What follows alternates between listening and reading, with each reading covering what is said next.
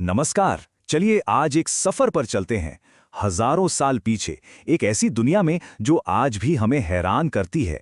हम बात कर रहे हैं सिंधु घाटी सभ्यता की, जिसे हम हड़प्पा सभ्यता के नाम से भी जानते हैं। ये दुनिया की सबसे पुरानी शहरी सभ्यताओं में से एक थी और सच कहूं तो इतनी ज्यादा आधुनिक थी कि आज भी इसके कई राज हमें सोचने पर मजबूर कर देते हैं। जरा एक पल के लिए इस सवाल के बारे में सोचिए, क्या ऐसा सच में हो सकता है? यही एक सवाल है जो हमें इस सभ्यता की सबसे बड़ी और सबसे कमाल की खासियत की तरफ ले जाता है, और वो थी उनकी शहरी योजना, उनकी सिटी प्लानिंग। तो फिर देर किस बात की, चलिए समय में पीछे चलते हैं और कल्पना करते हैं कि हम मोहनजोदड़ो जैसे एक हड़प्पा शहर की सड़कों पर घूम रहे हैं। महसूस करने की कोशिश करते हैं कि वहां का जीवन आखिर था कैसा। अच्छा, जैसे ही हम शहर में दाखिल होते हैं, पहली चीज जो हमारा ध्यान खींचती है वो है यहाँ की सड़कें। ये कोई टेढ़ी मेढ़ी तंग गलियां नहीं थीं, नहीं, ये चौड़ी थीं और एक दूसरे को बिल्कुल 90 डिग्री के एंगल पर, यानी समकोण पर काटती थीं। ठीक वैसे ही जैसे आज के मॉडर्न शहर बसाए जाते हैं। इससे पूरा शहर एकदम साफ सुथरे रेक्टेंगुलर ब्लॉक्स में बटा हुआ था। ये कोई इत्तेफाक नहीं था, बल्कि एक बहुत ही गहरी और सोची समझी प्लानिंग का नतीजा था। हड़प्पा के शहर ज्यादातर दो हिस्सों में बटे होते थे। एक हिस्सा था जो थोड़ी ऊंचाई पर बना था, जिसे गढ़ या दुर्ग कहते थे। लगता है कि यहाँ पर बड़ी बड़ी पब्लिक बिल्डिंग्स, शायद प्रशासनिक और धार्मिक केंद्र हुआ करते थे। और फिर था निचला नगर, जो कि बड़ा इलाका था जहां आम लोग रहा करते थे। ये बताता है कि उनके समाज में पब्लिक और प्राइवेट लाइफ के बीच एक साफ बंटवारा था। अब अगर हम किसी एक घर के अंदर झांककर देखें तो पता चलता है कि वो लोग कितने मॉडर्न थे। देखिए, घर पक्की ईंटों से बने थे और कमाल की बात यह है कि सारी की सारी ईंटें एक ही स्टैंडर्ड साइज की थीं। मतलब उन्होंने बड़े पैमाने पे कंस्ट्रक्शन के लिए एक मानक, एक स्टैंडर्ड तय कर लिया था। ज्यादातर घरों के बीच में एक आंगन होता था, अपना खुद का बाथरूम था, और तो और कई घरों में तो अपना निजी कुआं भी था। प्राइवेसी और आराम का क्या खूब ख्याल रखा गया था। और ये जो नंबर स्क्रीन पर है 700, ये वाकई में दिमाग चकरा देने वाला है। अकेले मोहनजोदाड़ो शहर में करीब करीब 700 कुएं मिले हैं। जरा अंदाजा लगाइए। ये दिखाता है कि उनके लिए पानी का मैनेजमेंट कितना जरूरी था, और वो ये पक्का करते थे कि हर नागरिक तक पानी आसानी से पहुंचे।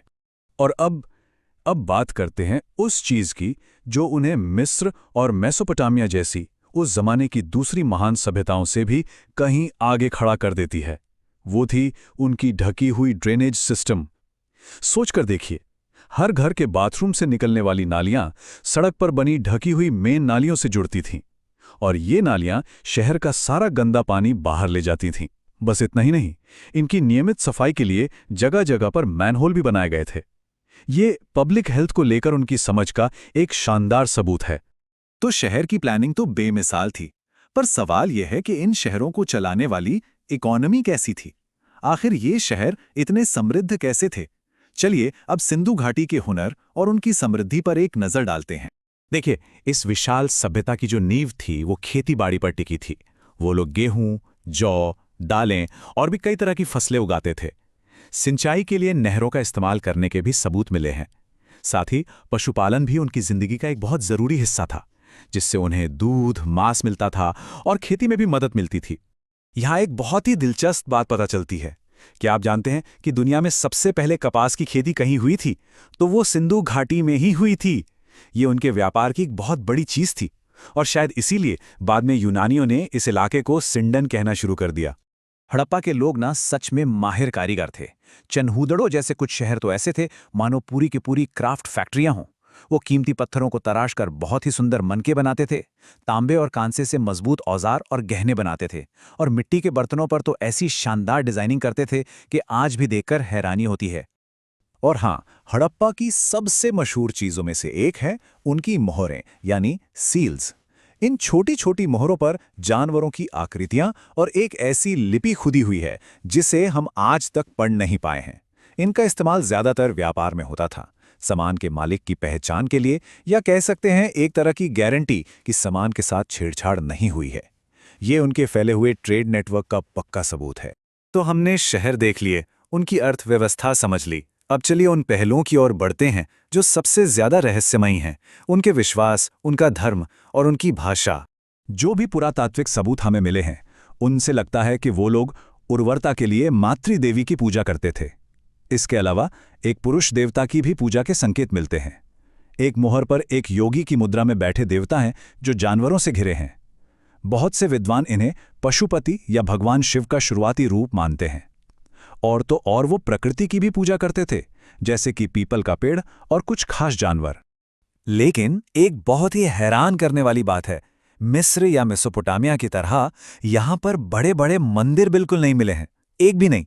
तो ऐसा लगता है कि शायद पूजा पाठ या तो निजी तौर पर घरों में होता था या फिर किसी खुली जगह पर सब लोग मिलकर करते होंगे। हाँ, भले ही मंदिर नहीं मिले, लेकिन मोहनजोदड़ो में जो विशाल स्नानागार या ग्रेट बाथ मिला है, वो एक ऐसी पब्लिक जगह है जिसे धार्मिक अनुष्ठानों से जोड़कर देखा जाता है। ये साफ दिखाता है कि उनकी आध्यात्मिक जिंदगी में पानी और पवित्रता का कितना गहरा महत्व था। और अब आते हैं सिंधु घाटी की सबसे बड़ी पहेली पर, उनकी लिपि। करीब 400 अलग-अलग निशान और चिन्ह, जिन्हें मिलाकर ये अपनी भाषा लिखते थे।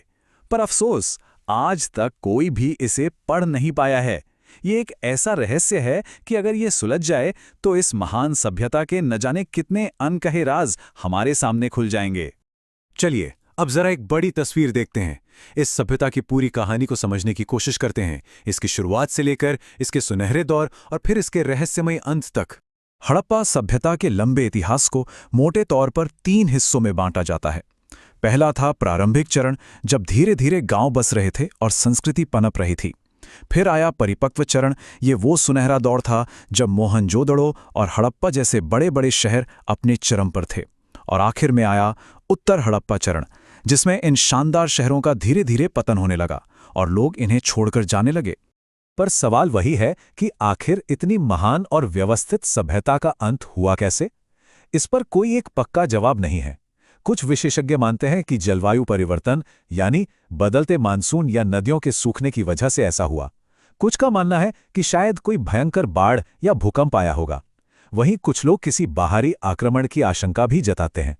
हो सकता है कि इन सभी वजहों ने मिलकर इस सभ्यता को अंत की ओर धकेल दिया हो। भले ही ये सभ्यता हजारों साल पहले खत्म हो गई, लेकिन इसकी विरासत, इसके आइडियाज आज भी हमारे लिए बहुत मायने रखते हैं। चलिए देखते हैं कैसे। जरा देखिए उनकी ग्रिड पर आधारित सिटी प्लानिंग, उनका एडवांस्ड ड्रेनेज सिस्टम, एक स्टैंडर्ड साइज की ईंटों का इस्तेमाल।